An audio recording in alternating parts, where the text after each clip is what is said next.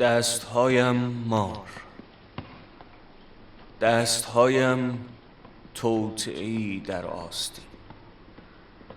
دستهایم بیرون میخزند و میپیچند دور زانوها. مرزهایم پیراهنی است که پرنده‌ای پر نمیزند در آن. جنگ داخلی است در سینه‌ام و هیچ کس نمیداند با رفتنت هر بار چند نفر از جمعیت من کم شد.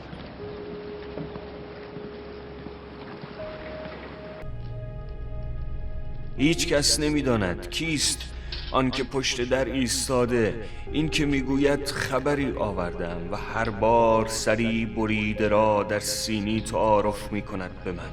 در را میبندم، پنجره هم بیدلیل باز است.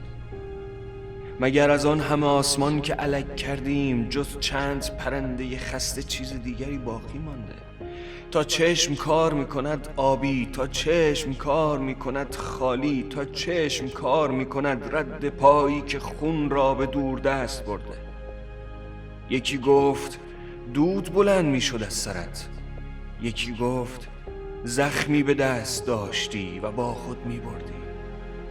یکی هم چیزی نگفت و تنها بر آستینش گریست.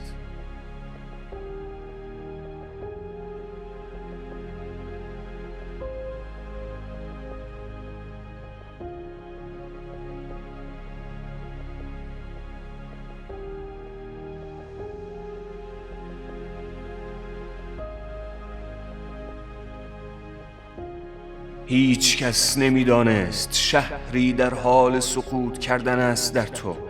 هیچ کس باز نکرد دکمه هایت را تا مرا از آوار بیرون بیاورد و پشت پایت پرنده‌ای نریختیم به آسمان.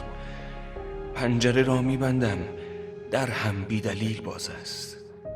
زنی سر بریدش را پرت میکند در حوض و میدود.